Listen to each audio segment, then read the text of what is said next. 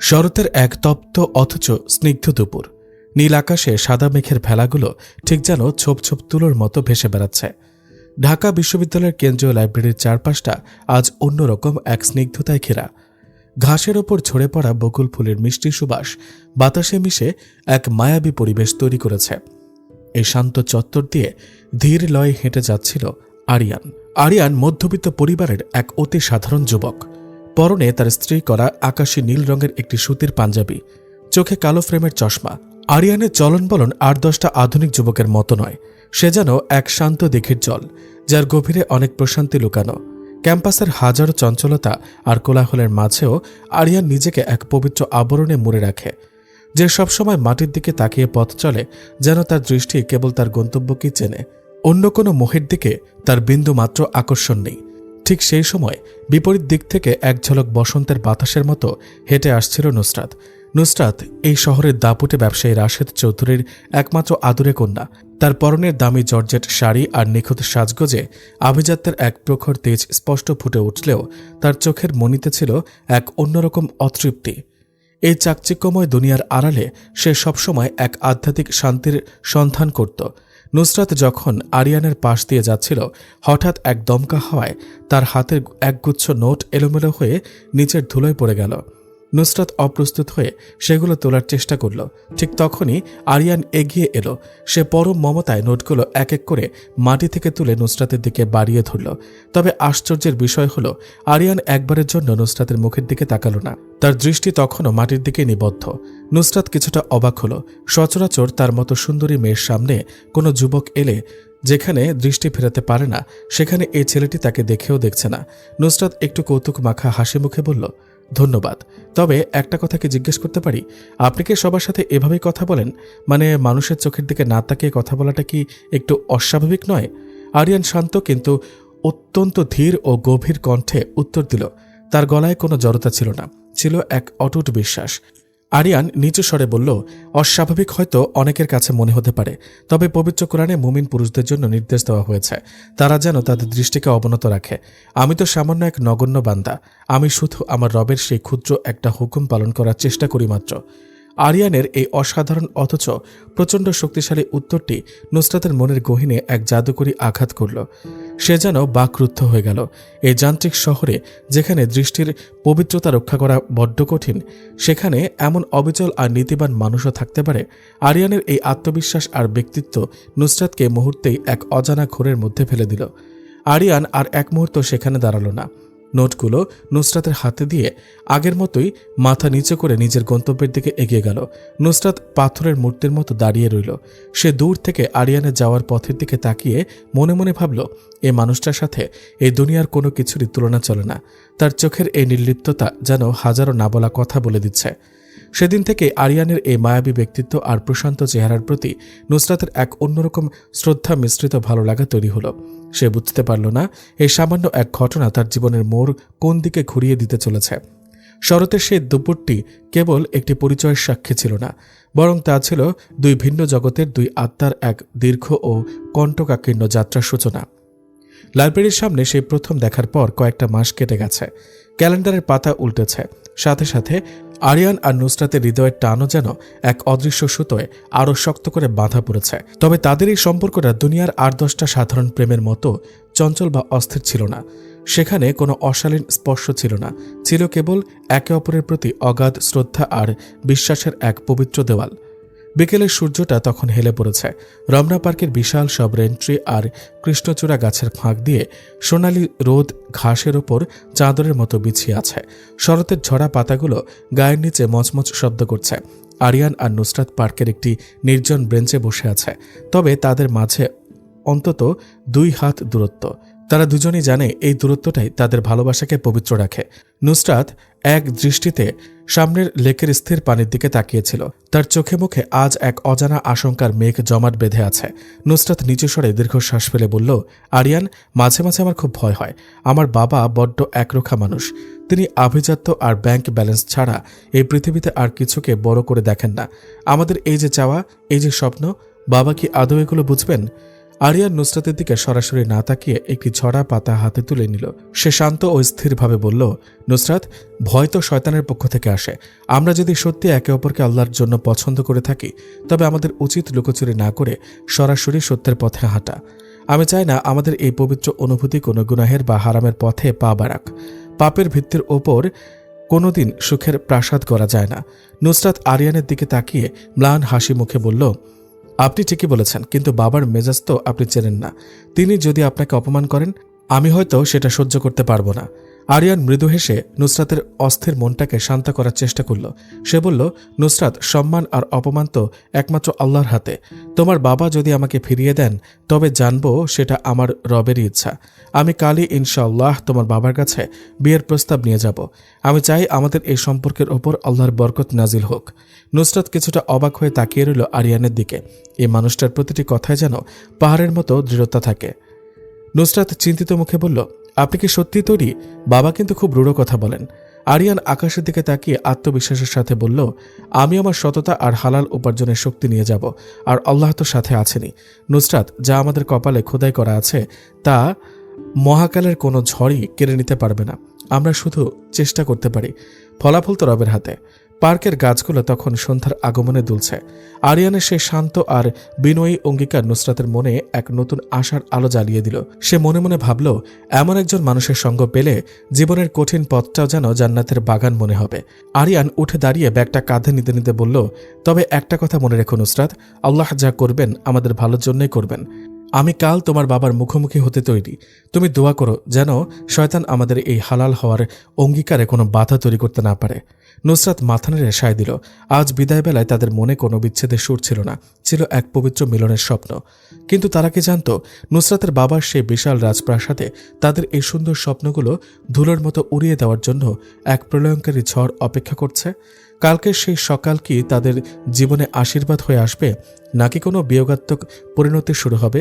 পরদিন সকাল আরিয়ান খুব ভোরে ঘুম থেকে উঠে তাহাজ্জুদ পড়ে আল্লাহর কাছে অনেক কান্নাকাটি করল।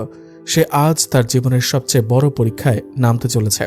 আরিয়ান তার আলমারি থেকে সবচেয়ে পরিষ্কার আর ইস্ত্রি করা সাদা পাঞ্জাবিটা পরে নিল। তার ছোট ভাই সজীব তাকে দেখে একটু অবাক হয়ে বলল, ভাইয়া, আজ তোমাকে অন্য দিনের চেয়ে অনেক বেশি গম্ভীর লাগছে। তুমি কি সত্যি চৌধুরী সাহেবের বাড়ি যাচ্ছ? আরিয়ান আয়নায় নিজের প্রতিচ্ছবি দেখে ধীর কণ্ঠে বলল, হ্যাঁ সজীব, নুসরাতের কাছে আমি ওয়াদা করেছি।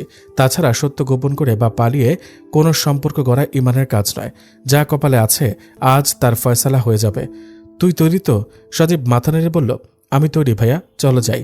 দুই ভাই যখন গুলশানে রাশেদ চৌধুরীর বিশাল অট্টালিকার সামনে পৌঁছালো, তখন রোদের তেজ যেন আরও বেড়ে গেছে।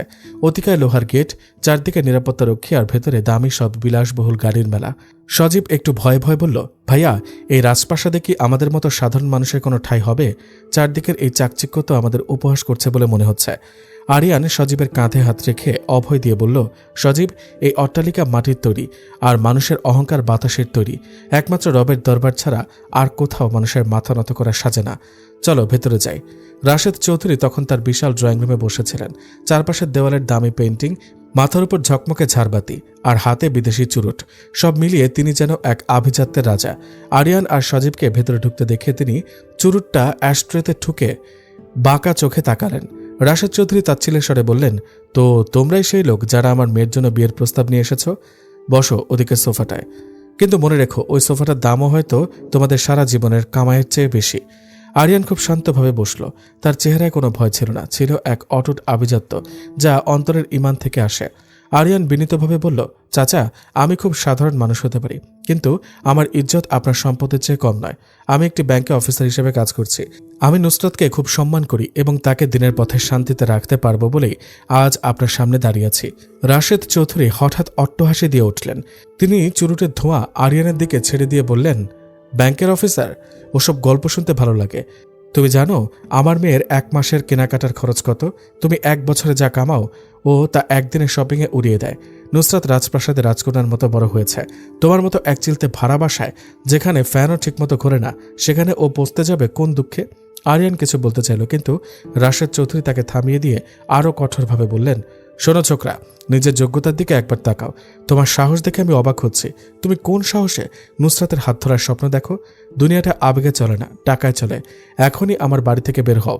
আর কোনোদিন যদি নুসরাতের আশেপাশে তোমাকে দেখি, তবে তোমার ওই তথাকথিত ইজ্জত আমি ধুলোয় মিশিয়ে দেব। আরিয়ান অপমানে নীল হয়ে গেল। তার বুকের ভেতরটা কেউ যেন জ্যান্ত অবস্থায় মুচড়ে ধরল। সজীবের চোখ তখন রাগে আর দুঃখে ছলছল করছে। আরিয়া নিজেকে সামলে নিয়ে উঠে দাঁড়ালো। সে রাশেদ চৌধুরীর চোখের দিকে তাকিয়ে খুব শান্ত অথচ বলিষ্ঠ কণ্ঠে বলল, চাচা, আপনি আজ আমার দারিদ্র্যকে নয় বরং একজন মুমিনের সাহসকে অপমান করলেন। সম্পদ তো আল্লাহ যাকে খুশি দেন, আবার কেড়েও নেন। আজ হয়তো আমার দিন নয়, কিন্তু মনে রাখবেন, হৃদয়ের পবিত্রতা দুনিয়ার কোনো সম্পদ দিয়ে কেনা যায় না। আরিয়ান আর এক মুহূর্ত সেখানে দাঁড়ালো না। সজীবের হাত ধরে সে বিশাল রাজপ্রাসাদ থেকে বেরিয়ে এলো। তার মনে হলো যে আকাশটা একটু আগেও উজ্জ্বল ছিল তা যেন এখন কেবলই কালো মেঘে ঢাকা। নুসরাতের জন্য দেখা সেই সুন্দর স্বপ্নগুলো যেন আজ মুহূর্তের মধ্যেই এক চিলতে ধুলোর মতো উড়ে গেল। আরিয়ান ধীর পায়ে হাঁটতে লাগলো, আর তার প্রতিটি পদক্ষেপ যেন এক অসহ্য যন্ত্রণার সাক্ষী দিচ্ছিল। সে কি নুসরাতকে হারালো, নাকি এই অপমানের বদলা নিয়তি অন্য কোনোভাবে নেবে? আরিয়ান অপমানিত হয়ে চলে যাওয়ার পর রাশেদ চৌধুরীর সেই বিশাল ড্রয়িং রুমে যেন এক প্রলয়ঙ্কারী নীরবতা নেমে এলো। কিন্তু সে নীরবতা সুখের নয়, বরং ঝড়ের আগের থমথমে ভাবের মতো। আরিয়ানের ওই শান্ত অথচ বলিষ্ঠ কথাগুলো চৌধুরী সাহেবের অহংকারের তপ্ত শলাকার মতো বিঁধছিল। রাগে কাঁপতে কাঁপতে তিনি হাতের দামি চুরুটটা অ্যাস্ট্রেতে পিষে ফেললেন। নুসরাত তখন ওপরের বারান্দার রেলিং ধরে পাথরের মূর্তির মতো দাঁড়িয়ে সবটুকু দৃশ্য দেখছিলেন। তার দুই চোখ পেয়ে নোনা জল শ্রাবণের ধারার মতো ঝরছিল। সে ভাবতেও পারেনি যে বাবাকে সে আদর্শ মনে করত, তিনি একজন সৎ মানুষকে এভাবে কুকুরের মতো তাড়িয়ে দিতে পারেন। রাশেদ চৌধুরী গটগট করে উপরে উঠে এসে নুসরাতের সামনে দাঁড়ালেন। তার চোখ দুটো রাগে আগুনের গোলার মতো হয়ে আছে। তিনি কর্কশ কণ্ঠে বললেন, শুনে রাখো নুসরাত, আজ থেকে তোর এই বাড়ির বাইরে যাওয়া চিরতরে বন্ধ। তোর মোবাইল, ল্যাপটপ সব এখনই আমার হাতে দিয়ে দে। ওই ভিখারি ছোকরার সাথে যদি আর কোনোদিন যোগাযোগ করার বিন্দুমাত্র চেষ্টা করিস, তবে ভুলে যাস যে তুই আমার মেয়ে। তখন তোর জন্য এই বাড়ির দরজা আর আমার হৃদয়ের দরজা দুটো চিরতরে বন্ধ হয়ে যাবে। নুসরাত ফুঁপিয়ে কেঁদে ওঠে বাবার হাত ধরার চেষ্টা করল। সে ভাঙা গলায় বলল, বাবা, আরিয়ান ভিখারি নয়, ও অনেক শিক্ষিত, মার্জিত, এবং সবচেয়ে বড় কথা, ও একজন অত্যন্ত পরহেজগার মানুষ। ওর অপরাধ কি বাবা? শুধু ওটাই যে ওর ব্যাংক ব্যালেন্স আপনার মতো নয়। সততা কি কোনো যোগ্যতা নয়? রাশেদ চৌধুরী একটা বিষাক্ত তাচ্ছিল্যের হাসি দিয়ে বললেন, সততা দিয়ে পেটে ভাত জোটে না রে মা। ও নিম্নবিত্তের এক নগণ্য কর্মচারী, আর আমার আভিজাত্যের আকাশচুম্বী সম্মানের সাথে ওর কোনো তুলনা চলে না।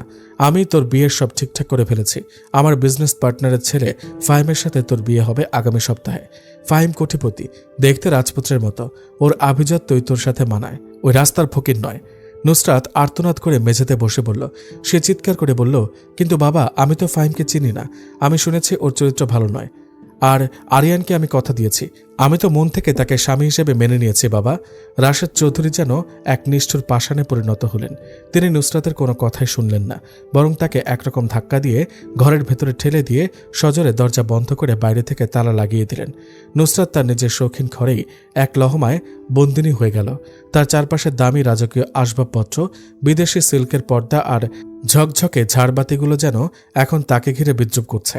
দামি খাঁচায় বন্দি পাখির মতো নুসরাত জানলার গ্রিল ধরে বাইরে ধূসর আকাশটার দিকে তাকিয়ে রইল। যে আকাশটা একটু আগেও তার কাছে স্বপ্নের মতো নীল ছিল, আজ তা এক নিমিষেই বিষণ্ণ মনে হচ্ছে। খানিক পরে নুসরাতের মা নিঃশব্দে চাবি নিয়ে ঘরে ঢুকলেন। মেয়ের এই জীর্ণ দশা দেখে মায়ের কোমল মন হাহাকার করে উঠল। কিন্তু স্বামীর দম্ভ আর রাগের সামনে তিনি বড্ড অসহায় এক ছায়া মাত্র। তিনি নুসরাতের মাথায় হাত বুলিয়ে ম্লান স্বরে বললেন, নুসরাত মা, বাবার অবাধ্য হোস না। আরিয়ান ছেলেটা হয়তো মানুষ হিসেবে শোনা, কিন্তু ও তোকে আমাদের মতো এই রাজকীয় জীবন দিতে পারবে না। অভাব যখন জানলা দিয়ে উঁকি মারবে, তখন এই রূপকথার ভালোবাসা পেছনের দরজা দিয়ে পালাবে। ফাহিম অনেক বিত্তশালী, ওর সাথে তুই রানী হয়ে থাকবি। নুসরাত কান্না ভেজা চোখে মায়ের দিকে তাকিয়ে একরাশ ঘৃণা আর কষ্ট নিয়ে বলল, মা, তুমিও কি বাবার মতো টাকাকেই জীবনের সব মনে করো? টাকা কি মনে শান্তি দেয় মা? আরিয়ান আমাকে জান্নাতের পথ দেখাতো, আমাকে আল্লাহর পথে চলার শক্তি যোগাতো, আর তোমরা আমাকে এক ঝলমলে নরকের অন্ধকূপে ঢেলে দিচ্ছ। ফাহিমের টাকা থাকতে পারে, কিন্তু ওর চোখে কি আরিয়ানের মতো সেই পবিত্রতা আছে? ও কি আমাকে কোনোদিন সম্মান করবে? মা কোনো উত্তর দিতে পারলেন না। তার নীরবতায় বলে দিচ্ছিল তিনি কতটা নিরুপায়। তিনি শুধু আঁচলে চোখের জল মুছে দ্রুত ঘর থেকে বেরিয়ে গেলেন। নুসরাত আবার একা হয়ে গেল। ডায়েরির পাতায় তার চোখের জল পড়ে লেখাগুলো ঝাপসা হয়ে যাচ্ছিল। তার মনে হচ্ছিল এই বিশাল অট্টালিকার দেওয়ালগুলো যেন তার নিঃশব্দ কান্নার শব্দে থরথর করে কাঁপছে। বাইরে তখন বিয়ের তোড়জোড় শুরু হয়েছে। লাল নীল মরিচ বাতির আলোকসজ্জায় পুরো বাড়িটা সেজে উঠেছে। উঠোনে বিশাল প্যান্ডেল তৈরি হচ্ছে। জাঁকজমকপূর্ণ এই উৎসবের আড়ালে যে একটি জীবন্ত হৃদয়ের সমাধি ঘটছে তা দেখার মতো কেউ ছিল না। নুসরাত শেষমেশ জায়নামাজ বিছিয়ে আল্লাহর কাছে ফরিয়াদ করতে লাগলো, হে আল্লাহ, আমি তো হারামের পথে হাঁটতে চাইনি। আমি তো তোমার দেওয়া বিধান মেনেই আরিয়ানের সাথে হালাল হতে চেয়েছিলাম। তবে কেন আমার কপালে এই বিড়ম্বনা? তুমি কি দেখছো না আমার উপর কি জুলুম হচ্ছে? বিয়ের দিনক্ষণ যত ঘনিয়ে আসছিল, নুসরাতের হৃদস্পন্দন তত বেড়ে যাচ্ছিল। সে জানতো না তার আরিয়ান এখন কোথায় আছে, কেমন আছে। সে শুধু অনুভব করছিল নিয়তির এই কঠিন হাতছানি তাকে এমন এক যন্ত্রণাময় পথের দিকে ঠেলে দিচ্ছে যে পথের শেষে হয়তো কেবলই বিচ্ছেদের নীল বিষ। নুসরাতের চোখের জলে সাদা জায়নামাজ ভিজিয়ে দিচ্ছিল, আর তার বুক চিরে আসা হাহাকার মেঘের আড়ালে লুকিয়ে থাকা রবের পানে ছুটে যাচ্ছিল এক অলৌকিক সাহায্যের আশায়। চারদিকে তখন গভীর রাত। শহরের কোলাহল অনেকটা স্তিমিত হয়ে এসেছে, কিন্তু আরিয়ানের বুকের ভেতর যেন এক প্রলয়ঙ্কারী সমুদ্রের গর্জন চলছে। কাল নুসরাতের বিয়ে, এই চিন্তাটা বিষাক্ত সাপের মতো তার অস্তিত্বকে দংশন করছিল। ঠিক এমন সময় তাদের ভাঙা চোরা টিনের চালের বাড়িতে এক আগন্তুকের আগমন ঘটল। সে নুসরাতের বাড়ির এক অতি বিশ্বস্ত পুরনো কাজের লোক। অত্যন্ত সতর্কতার সাথে সে আরিয়ানের হাতে একটি ভাঁজ করা চিরকুট দিয়ে দ্রুত অন্ধকারে মিলিয়ে গেল। আরিয়ান কাঁপা কাঁপা হাতে আবছা আলোয় চিরকুটটি খুলল। নুসরাতের পরিচিত সেই মুক্তর মতো হস্তাক্ষর আজ কান্নায় ভেজা আর অগোছালো। চিরকুটে লেখা ছিল, আরিয়ান, আমার দম বন্ধ হয়ে আসছে। বাবা আমাকে এক ঝলমলে নরকের দিকে ঠেলে দিচ্ছেন। আমি জানি তুমি আমাকে কতটা ভালোবাসো। আজ রাত ৩টায় আমি পেছনের গেট দিয়ে বেরিয়ে আসব। তুমি কি তৈরি আছো? আমরা অনেক দূরে কোথাও চলে যাব, যেখানে শুধু আমাদের রব আর আমাদের ভালোবাসা থাকবে। আমাকে এই পঙ্কিলতা থেকে বাঁচাও আরিয়ান। তুমি না এলে আমি হয়তো নিজেকে শেষ করে দিব। চিরকুটটি পড়ার পর আরিয়ান পাথরের মতো স্তব্ধ হয়ে মেঝেতে বসে পড়ল। তার চোখের নোনা জল কাগজের ওপর পড়ে নুসরাতের লেখাগুলোকে আরও ঝাপসা করে দিচ্ছিল। তার অবচেতন মন চিৎকার করে বলছিল, ছুটে যাও আরিয়ান, তোমার ভালোবাসা বিপন্ন, তাকে উদ্ধার করো। কিন্তু তার হৃদয়ের গহীনে থাকা ইমানের নূর তাকে বারবার বাধা দিচ্ছিল। তার ছোট ভাই সজীব পাশে এসে দাঁড়ায়। সে চিরকুটের লেখাগুলো দেখে উত্তেজিত হয়ে বলল, ভাইয়া, আর দেরি করো না, এটাই তো সুযোগ। নুসরাত আপু তোমাকে ডেকেছে, চলো আমরা এখনই বেরিয়ে পড়ি। চৌধুরী সাহেব আমাদের অপমান করেছেন, আজ তার দম্ভ চূর্ণ করার সময় এসেছে। আরিয়ান সজীবের দিকে তাকালো। তার দুই চোখ তখন রক্তবর্ণ, গাল বেয়ে নামছে অশ্রু। সে অনেক কষ্টে নিজেকে সামলে নিয়ে খুব ধীর কণ্ঠে বলল, না সজীব, আমি যাব না। আমি নুসরাতকে নিয়ে পালিয়ে যাব না। সজীব আকাশ থেকে বলল। সে চিৎকার করে বলল, তুমি কি পাগল হয়ে গেছো ভাইয়া? তুমি কি জানো না ওকে হারালে তুমি জ্যান্ত মরে যাবে?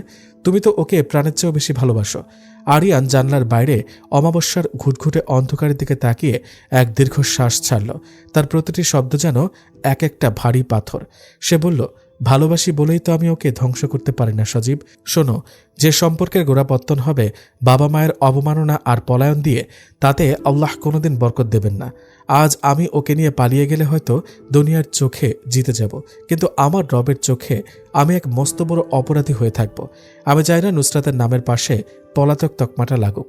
আরিয়ান একটু থামল, তারপর আকাশের দিকে তাকিয়ে হাত দুটি প্রশস্ত করে বলল, সজীব, ভালোবাসা মানে কেবল কাছে পাওয়া নয়, ভালোবাসা মানে ত্যাগের চূড়ান্ত শিখর ছোঁয়া। আমি আমার নুসরাতকে দুনিয়ার লোভে হারামের পথে পেতে চাই না। আমি আমার রবকে খুশি করার জন্য এই তীব্র মহব্বত আজ কোরবানি দিলাম। যে আল্লাহ আমাদের সৃষ্টি করেছেন, তিনি কি আমাদের এই মনের অবস্থা দেখছেন না?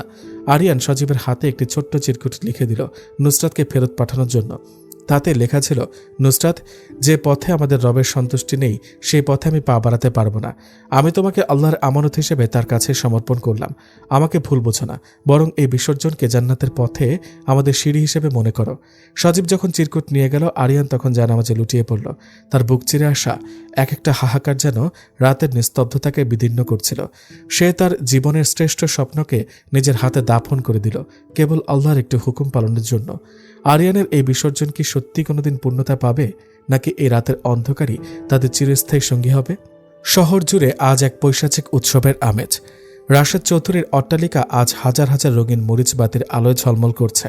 দূর থেকে দেখলে মনে হবে যেন এক টুকরো জান্নাত মর্তে নেমে এসেছে, কিন্তু সেই আলোকসজ্জার প্রতিটি বিন্দু যেন নুসরাতের হৃদয়ে এক একটা বিষাক্ত কাঁটার মতো বিঁধছিল। ড্রয়িং রুমে উচ্চস্বরে শানের সুর বাজছে। অতিথিদের হাসাহাসি আর কোলাহলে আকাশ বাতাস ভারী হয়ে উঠেছে। অথচ এইসব চাকচিক্যের আড়ালে আজ একটি জীবন্ত আত্মার বিসর্জন হতে চলেছে। বধূর সাজে নুসরাত আজ অপরূপা। লাল বেনারসি, গা ভর্তি সোনার গয়না আর দামি প্রসাধনীতে তাকে কোনো অপ্সরার মতো লাগছে, কিন্তু তার চোখে সে মায়াবী মণি দুটো আজ প্রায় একদম স্থির, নিষ্প্রাণ। পার্লার থেকে সাজিয়ে দেওয়ার পর রূপটান দিয়ে তার চোখের জল আড়াল করার চেষ্টা করা হয়েছে, কিন্তু ভেতরের হাহাকার তো আর মেকআপ দিয়ে ঢাকা যায় না। নুসরাত যেন এক জীবন্ত পাথরের মূর্তি, যাকে মানুষ সাজিয়ে গুছিয়ে প্রদর্শনীতে রেখেছে।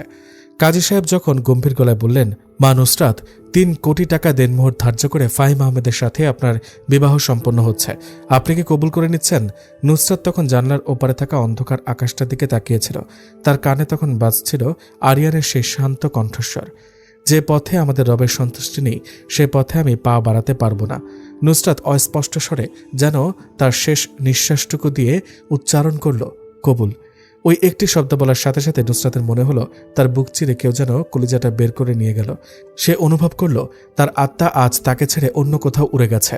অন্যদিকে শহরের এক প্রান্তে এক চিলতে ভাঙাচোরা ঘরে আরিয়ান আজ একেবারেই একা। বাইরে তখন অঝরে বৃষ্টি পড়ছে, ঠিক যেন আকাশের কান্না। টিনের চালে বৃষ্টির ঝমঝম শব্দটা আজ আরিয়ানের কানে কোনো সুর তুলছে না, বরং তা যেন কোনো শোক সঙ্গীতের মতো বাজছে।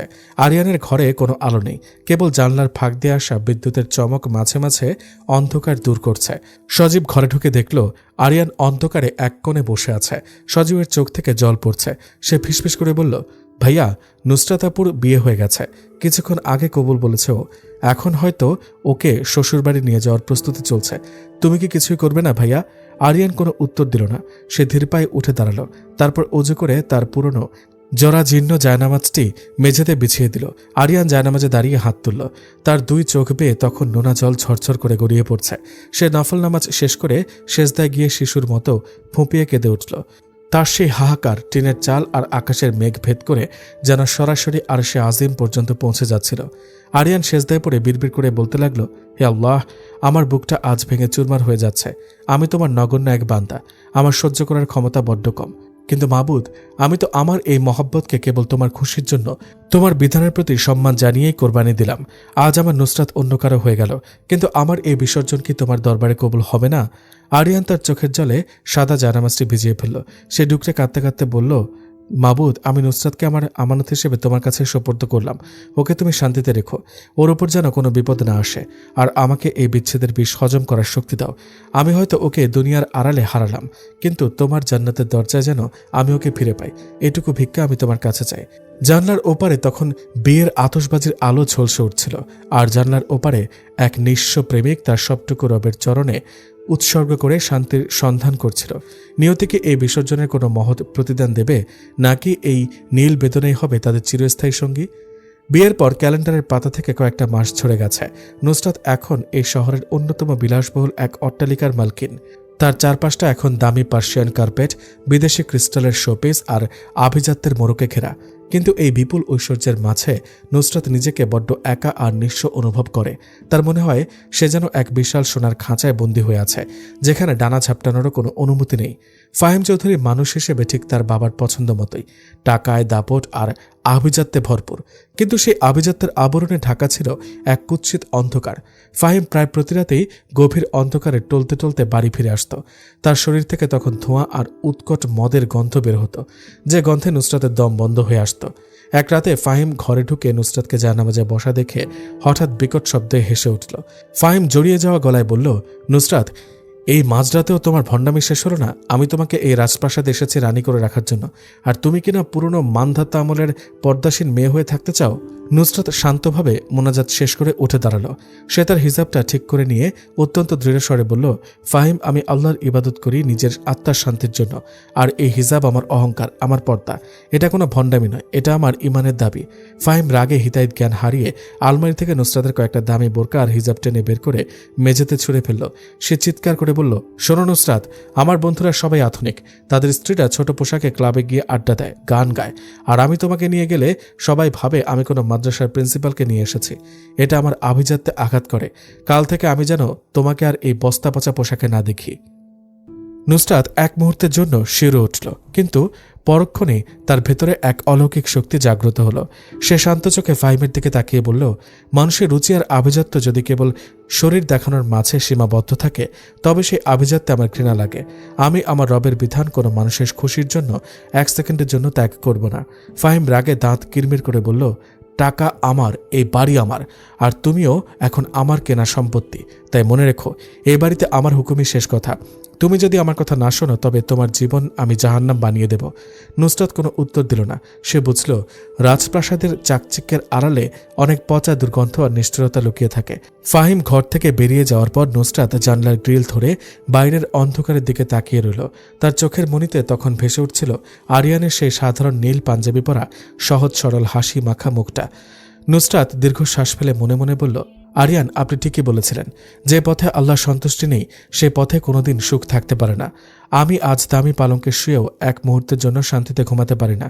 আপনার সে ছোট ঘরটাই বোধহয় জান্নাতের চেয়েও বেশি শান্তিময় ছিল।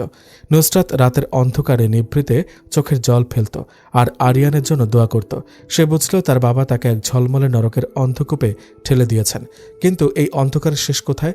নুসরাত কি পারবে তার ঈমান রক্ষা করতে, নাকি এই সোনার খাঁচার প্রতিটি শিকল তার জীবনের সবটুকু স্বপ্নকে শ্বাসরোধ করে মেরে ফেলবে? সেদিন রাতের নিস্তব্ধতায় নুসরাতের একটি কথাই বারবার কানে বাজছিল, আল্লাহর জন্য যা বিসর্জন দেওয়া হয় তা কোনোদিন বৃথা যায় না।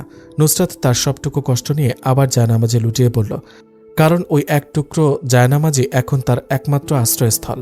নুসরাত যখন তার রাজপ্রাসাদের বদ্ধ ঘরে চোখের জলে দিন গুনছিল, শহরের অন্য প্রান্তে আরিয়ান তখন এক কঠিন যুদ্ধের প্রস্তুতি নিচ্ছিল।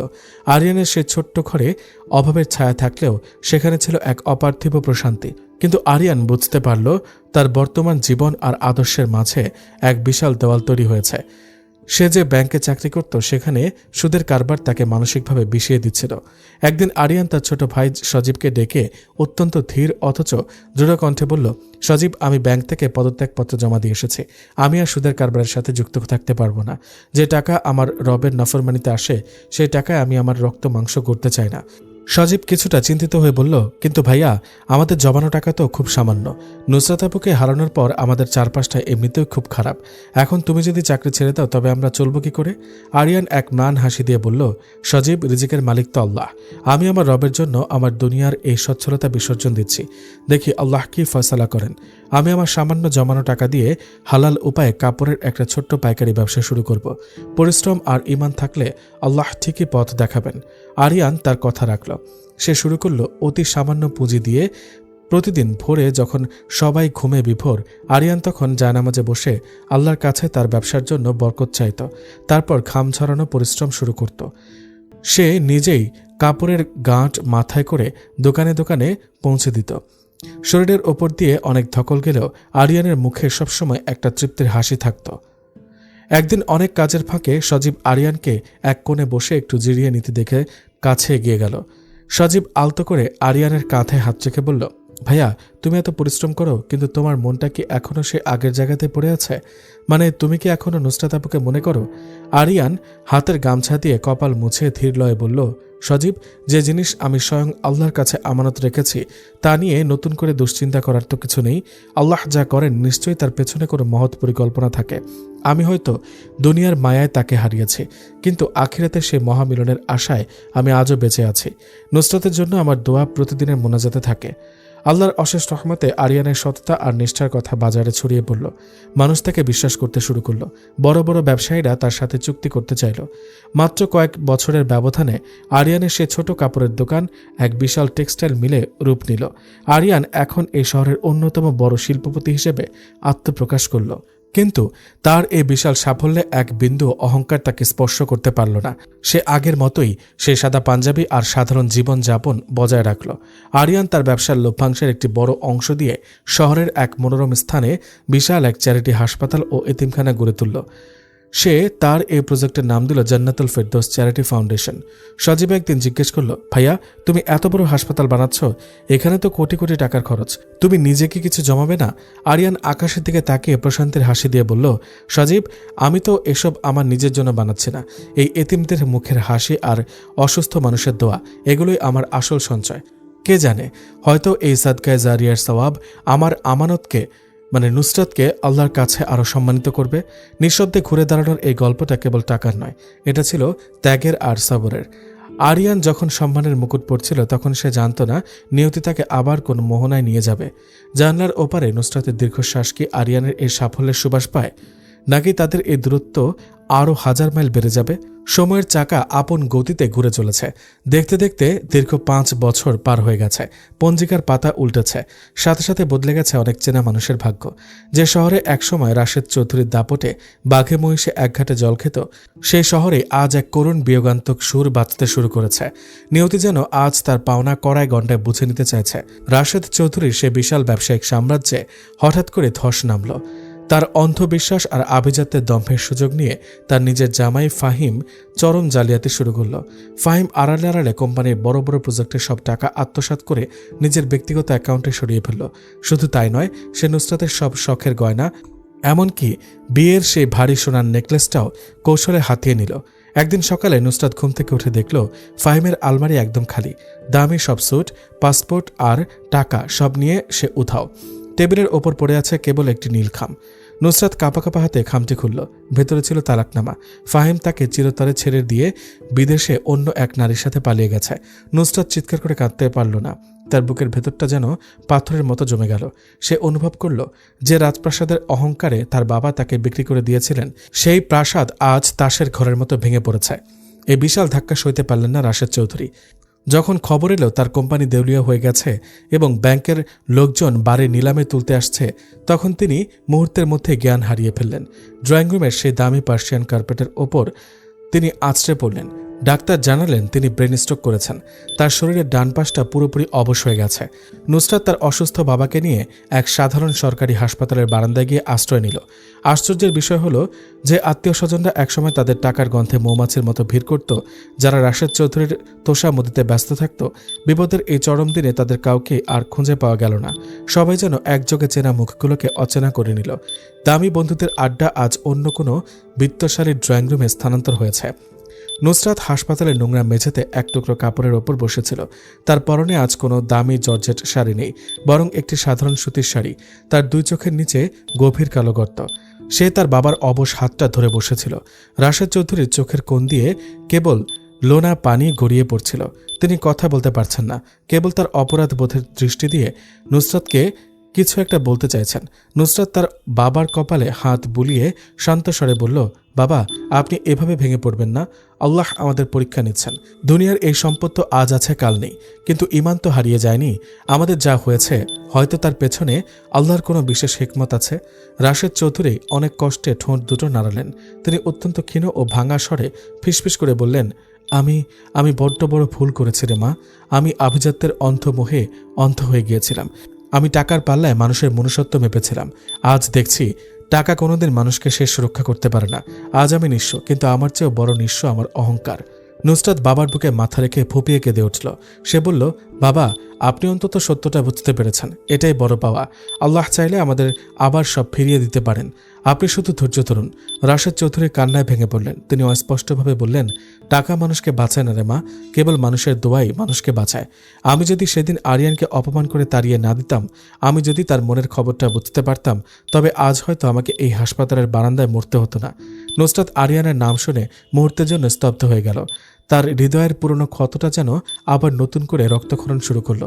সে ভাবল, আরিয়ান এখন কোথায়? সে কি জানে নুসরাত আজ কতটা অসহায়? নাকি আরিয়ান তার অপমানের কথা মনে করে নুসরাতকে ঘৃণা করে? হাসপাতালের এই স্যাঁতস্যাঁতে পরিবেশে দাঁড়িয়ে নুসরাত কেবল আল্লাহর কাছে সাহায্য চাইল, কারণ সে জানত দুনিয়ার সব দরজা বন্ধ হয়ে গেলেও রবের দরজা কোনোদিন বন্ধ হয় না। কিন্তু এই অন্ধকার রজনী কি কোনোদিন পোহাবে, নাকি এই বিয়োগান্তক পরিণতি হবে তাদের জীবনের শেষ গন্তব্য? সরকারি হাসপাতালের এই করিডোরটা যেন এক দীর্ঘ নিঃশ্বাসের গলি। এখানে বাতাসের চেয়ে কান্নার ওজন বেশি। কড়া অ্যান্টিসেপটিকের উৎকট গন্ধ আর চারপাশের আর্তনাদ মিলে এক বিষণ্ণ পরিবেশ তৈরি করে রেখেছে। নুসরাত তার বাবার বেডের পাশে বসেছিল। রাশেদ চৌধুরীর অবস্থা ক্রমশ খারাপের দিকে যাচ্ছে। তার শরীরটা এখন হাড় জিরজিরে। দামি সিল্কের পাঞ্জাবির বদলে গায়ে জড়িয়ে আছে হাসপাতালের ধুলোমাখা নীল রঙের পোশাক। ডিউটি ডাক্তার ফাইলটা চেক করে দীর্ঘশ্বাস ফেলে নুসরাতের দিকে তাকালেন। ডাক্তার গম্ভীর মুখে বললেন, নুসরাত, আপনার বাবার মাথায় যে ক্লটটা জমেছে সেটা সরাতে হলে জরুরি ভিত্তিতে অপারেশন করতে হবে, নয়তো ওনার পুরো শরীর প্যারালাইজড হয়ে যেতে পারে। আর এই অপারেশনের জন্য অন্তত 3 থেকে 4 লক্ষ টাকা প্রয়োজন। আপনি দ্রুত টাকার ব্যবস্থা করুন। নুসরাত যেন আকাশ থেকে পড়ল। তার 2 চোখ বেয়ে অবিরত জল ছড়ছে। সে কাঁপা গলায় বলল, ডাক্তার সাহেব, আমি কোত্থেকে এত টাকা পাবো? আমার তো থাকার ঘরটাও আজ নিলাম হয়ে গেছে। আমি তো এখন রাস্তার ভিখারি। আপনি কি দয়া করে কিছু একটা করবেন না? ডাক্তার করুণার দৃষ্টিতে তাকিয়ে বললেন, আমি দুঃখিত, এখানকার খরচ কম হলেও অপারেশনের যন্ত্রাংশ আর ওষুধের দাম তো অনেক। আপনি আপনার আত্মীয়দের সাথে যোগাযোগ করুন। নুসরাত ম্লান হাসল। সেই হাসিতে এক অদ্ভুত ঘৃণা মেশানো ছিল। সে মনে মনে ভাবল, আত্মীয় যারা একসময় আমাদের ড্রয়িং রুমে বসে কফি খেত, তারা আজ ফোনই ধরতে ভয় পায়। বিপদে পড়ে মানুষ যে কতটা একা হতে পারে আজ সেটা হাড়ে হাড়ে টের পাচ্ছে। নুসরাত নিরুপায় হয়ে হাসপাতালের সেই নোংরা করিডোরের এক জীর্ণ কোণে চলে গেল।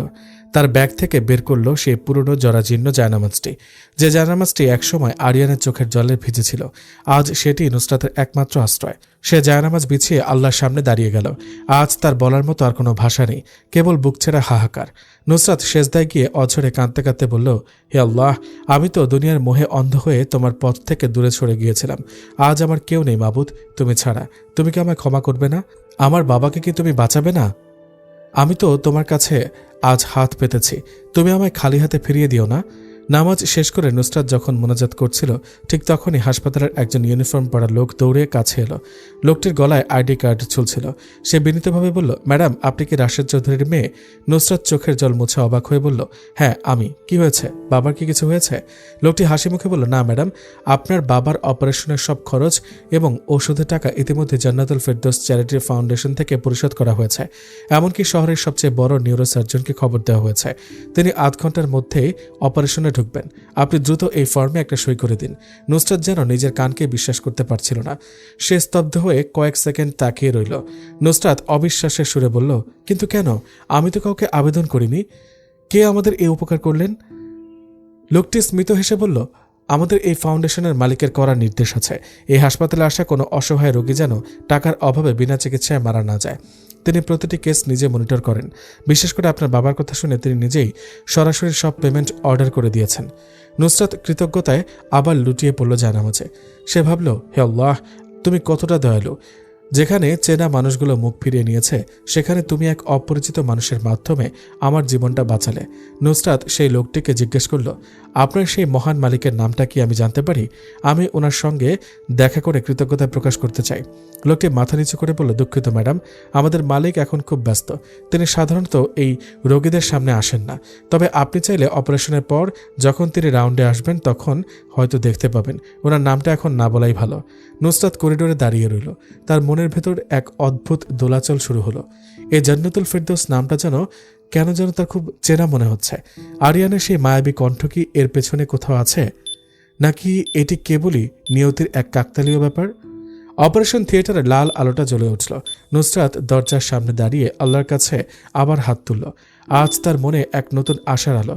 সে জানত না এই হাসপাতালের করিডোরে আজ তার জীবনের সবচেয়ে বড় চমকটি অপেক্ষা করছে। পর্দার ওপারে কে সেই অদৃশ্য ত্রাণকর্তা? আর কি দেখা হবে আরিয়ানের সাথে, নাকি এই বিচ্ছেদই হবে তাদের শেষ পরিণতি? হাসপাতালের অপারেশন থিয়েটারের ওপরে সে লাল আলোটা নিভে গেল। দীর্ঘ 4 ঘন্টা পর ডাক্তার বেরিয়ে এলেন। তার কপালে জমে থাকা ঘামের বিন্দুগুলো জানাচ্ছিল অপারেশনটি কতটা জটিল ছিল। নুসরাত অস্থির হয়ে ডাক্তারের সামনে গিয়ে দাঁড়ালো। তার চোখে তখন হাজারো প্রশ্ন আর আতঙ্ক।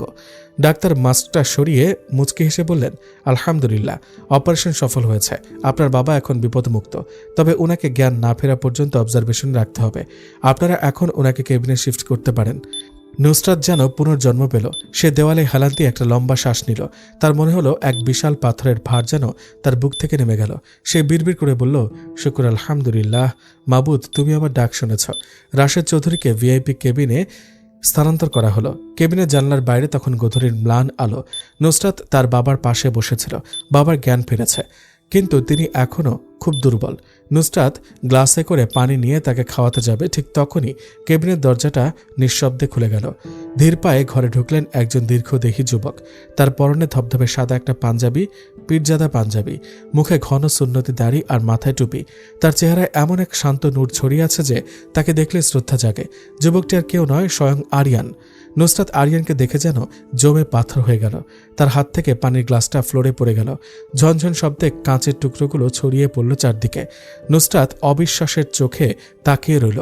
5 বছর আগে যে মানুষটাকে সে শেষবার দেখেছিল, সে কি আজকের এই বিশাল হাসপাতালের মালিক? আরিয়ান কি তবে সেই ত্রাণকর্তা? আরিয়ান নুসরাতের চোখের দিকে তাকালো না। সে বিনীতভাবে নজর নিচু করে রাশেদ চৌধুরীর বিছানার পাশে গিয়ে বসল। আরিয়ানের শান্তশিষ্ট কণ্ঠস্বর কেবিনের নিস্তব্ধতা ভেঙে দিল। আরিয়ান শান্তস্বরে বলল, চাচা কেমন আছেন আপনি এখন? শরীরের কোনো জায়গায় কি ব্যথা অনুভব করছেন? রাশেদ চৌধুরী ফ্যালফ্যাল করে আরিয়ানের দিকে তাকিয়ে রইলেন। তার অবশ চোখের মনিতে চিনচিন করে উঠল এক বিশাল অপরাধবোধ। তিনি আরিয়ানকে চিনতে পেরেছেন। যে যুবককে তিনি একদিন কুকুর বেড়ালের মতো অপমান করে বাড়ি থেকে তাড়িয়ে দিয়েছিলেন, সেই যুবকই আজ তাকে জমের দুয়ার থেকে ফিরিয়ে এনেছে। রাশেদ চৌধুরী হু হু করে কেঁদে উঠলেন। তার গলার স্বর জড়িয়ে যাচ্ছিল। তিনি অনেক কষ্টে তার বাম হাতটা বাড়িয়ে আরিয়ানের পাঞ্জাবের হাতা ধরলেন। রাশেদ চৌধুরী কাঁদতে কাঁদতে বললেন, বাবা আরিয়ান, তুমি কি আমায় ক্ষমা করতে পারবে? আমি আভিজাত্যের মোহে অন্ধ হয়ে গিয়েছিলাম। আমি তোমাকে ভিখারি বলেছিলাম, কিন্তু আজ দেখছি আমি আসল ভিখারি। আমার এই দামি দম্ভ আজ তোমার পায়ের নিচের ধুলো হয়ে গেছে। নুসরাত এক কোণে দাঁড়িয়ে অঝরে কাঁদছিল। তার মনে হলো দুনিয়ার সব পাওয়া যেন আজ এই এক দৃশ্যে মিশে গেছে। আরিয়ান রাশেদ চৌধুরীর হাতটা আলতো করে নিজের হাতের মুঠোয় নিয়ে নিল। আরিয়ানের সেই স্পর্শে আজ কোনো ঘৃণা ছিল না, ছিল এক মহাসমুদ্রের মতো ক্ষমা। আরিয়ান মৃদু হেসে বলল, চাচা, ক্ষমা তো একমাত্র আল্লাহ করবেন। মানুষের সাধ্য কি যে অন্য মানুষকে ক্ষমা করে? আপনি অসুস্থ, আপনার এসব এখন দুশ্চিন্তা করা একদম ঠিক নয়। আমি তো কেবল আমার ইমানি দায়িত্ব পালন করেছি মাত্র। আপনি সুস্থ হয়ে উঠুন, এটাই এখন বড় প্রার্থনা। রাশেদ চৌধুরী আরো জোরে কেঁদে বললেন, না আরিয়ান, তুমি কেবল অপারেশন নয়, আমার মনের অন্ধকারগুলো আজ পরিষ্কার করে দিয়েছ। আমি আমার মেয়েকে টাকার পাল্লায় মেপেছিলাম, অথচ তোমার ভালোবাসার গভীরতা মাপার যোগ্যতা আমার ছিল না। আমি নুসরাতকে তোমার কাছ থেকে কেড়ে নিয়েছিলাম, কিন্তু আল্লাহ আজ আমাকে বুঝিয়ে দিলেন, যা রবের ফয়সালা তা কোনো মানুষ আটকাতে পারে না। আরিয়ান শান্ত চোখে একবারও নুসরাতের দিকে না তাকিয়ে রাশেদ চৌধুরীকে বলল, চাচা, মানুষের ভাগ্য কোনো সম্পদ বা নামের উপর নির্ভর করে না। আল্লাহ তাআলা যাকে চান সম্মানিত করেন, আর যাকে চান লাঞ্ছিত করেন। আমি তো সেই দিনই আমার সব কিছু রবের কাছে আমানত রেখেছিলাম। নুসরাত আমার কাছে কোনোদিন বোঝা ছিল না, ও ছিল আমার আত্মার অংশ, আর আত্মার অংশকে কেউ কখনো ঘৃণা করতে পারে না। নুসরাত কান্নার দমক সামলাতে পারছিল না। সে জানত না আরিয়ান তাকে এখনও এভাবে মনে রেখেছে। আরিয়ানের এই বিশালতা নুসরাতকে নিজের কাছেই বড্ড ছোট করে দিচ্ছিল। কেবিনের ভেতরে তখন এক স্বর্গীয় নীরবতা। যে আভিজাত্য একদিন দেওয়াল হয়ে দাঁড়িয়েছিল, আজ সে দেওয়াল ধুলোয় মিশে গেছে। কিন্তু এই বিচ্ছেদের বিষ কি আজই শেষ হবে, নাকি নিয়তি তাদের জন্য আরও কোনো বড় চমক জমিয়ে রেখেছে? হাসপাতালের সেই বিশেষ কেবিনে আজ এক অন্যরকম প্রশান্তি বিরাজ করছে। জানলার বাইরে আকাশটা আজ একটু মেঘলা, মৃদু হাওয়া বইছে। চারপাশটা যেন কোনো বড় এক উৎসবের অপেক্ষায় থমকে আছে। রাশেদ চৌধুরী আজ অনেকটাই সুস্থ। তিনি বিছানায় হেলান দিয়ে বসে আছেন। তার চেহারায় সে আগের দম্ভ বা অহংকার ছিটাফোটাও নেই। আছে কেবল এক বৃদ্ধ বাবার শান্ত সৌম্য ভাব। আরিয়ান কেবিনের এক কোণে দাঁড়িয়ে ড্রিপের ফাইলটা চেক করছিল। নুসরাত জানলার পাশে দাঁড়িয়ে দূরের আকাশ দেখছিল। তার চোখে আজ আর কোনো জল নেই, আছে এক বুক প্রশান্তি। রাশেদ চৌধুরী ইশারায় আরিয়ান আর নুসরাতকে তার বিছানার কাছে ডাকলেন। রাশেদ চৌধুরী আরিয়ানের হাতটা ধরলেন এবং অত্যন্ত ধীর কিন্তু স্পষ্ট গলায় বললেন, আরিয়ান বাবা, আমি জীবনের সবটুকু সময় কেবল টাকার পেছনে ছুটেছিলাম। আমি ভেবেছিলাম টাকাই সম্মানের মাপকাঠি, কিন্তু আজ এই শেষ বয়সে এসে বুঝলাম, সম্মানের চাবিকাঠি তো কেবল তোমার মতো নেককার মানুষের হাতে থাকে। আমি নুসরাতের সাথে যা করেছি তার জন্য আমি লজ্জিত। আজ আমি এই হাসপাতালের বিছানায় দাঁড়িয়ে তোমার জীবনের শ্রেষ্ঠ সম্পদকে তোমার হাতে সোপর্দ করতে চাই। আরিয়ান বিনীতভাবে মাথা নিচু করে দাঁড়িয়ে রইল। রাশেদ চৌধুরী নুসরাতের হাতটা নিয়ে আরিয়ানের হাতের উপর রাখলেন। তিনি কাঁদতে কাঁদতে বললেন, বাবা আরিয়ান, আমি জানি আমি অনেক দেরি করে ফেলেছি, কিন্তু আমি চাই তুমি আমার নুসরাতকে জান্নাতের পথে নিয়ে যাও। তোমরা আজ থেকে এক হয়ে যাও, এটাই আমার শেষ ইচ্ছা। নুসরাত আর নিজের আবেগ ধরে রাখতে পারল না। সে আরিয়ানের দিকে তাকালো। আরিয়ানের চোখে আজ নোনতা জল নেই, আছে এক স্বর্গীয় আলোর ঝিলিক। আরিয়ান নুসরাতের হাতটা পরম মমতায় নিজের হাতের মুঠোয় নিয়ে নিল। আরিয়ান নুসরাতের চোখের দিকে তাকিয়ে সরাসরি আবেগঘন কণ্ঠে বলল, নুসরাত, আমি সেদিন সেই বৃষ্টির রাতে জায়নামাজে সেজদায় পড়ে আল্লাহর কাছে তোমাকে হারাইনি, বরং আমি তোমাকে আমার রবের কাছে সবচেয়ে নিরাপদ আমানত হিসেবে রেখেছিলাম। আমি জানতাম যদি আমার কপালে জান্নাতের ঠিকানা লেখা থাকে, তবে দুনিয়ার কোনো দেওয়ালই আমাদের আলাদা রাখতে পারবে না। আমি শুধু সঠিক সময়ের জন্য সবর করেছিলাম। নুসরাত আঁচলে চোখের পানি মুছে মৃদু স্বরে বলল, আপনি ঠিকই বলেছিলেন আরিয়ান। আমি যখন সোনার খাঁচায় বন্দী ছিলাম তখন আমার কেবল একটাই সান্ত্বনা ছিল, আপনি আমার জন্য দোয়া করছেন। আল্লাহর খুশির জন্য যা বিসর্জন দেওয়া হয়, আল্লাহ তা যে কতটা সম্মানের সাথে বহুগুণ বাড়িয়ে ফিরিয়ে দেন তার জীবন্ত প্রমাণ আপনি। কেবিনের বাইরে তখন মেঘের আড়াল থেকে সূর্য উঁকি দিচ্ছে। আকাশে এক বিশাল এবং উজ্জ্বল রামধনু ফুটে উঠেছে, যা যেন তাদের এই দীর্ঘ বিরহ আর বিসর্জনের সমাপ্তি ঘোষণা করছে। আরিয়ান আর নুসরাত আজ একে অপরের হাত ধরে জান্নাতের পথে নতুন করে যাত্রা শুরু করল। তাদের এই বিয়োগাত্মক গল্পের শেষে আজ এক পরম আত্মিক তৃপ্তির সুর বাজছে। বুকের ভেতরে চেপে রাখা সেই সব দীর্ঘশ্বাস, সেই সব নির্ঘুম রাতের মোনাজাত আর জায়নামাজের সেই তপ্ত অশ্রু আজ সার্থক হলো। আরিয়ান বুঝতে পারল, দুনিয়ার মোহে পড়ে যা পাওয়া যায় তার নাম ভোগ, আর আল্লাহর জন্য যা ছেড়ে দেওয়া হয় তার নামই হলো প্রকৃত ভালোবাসা।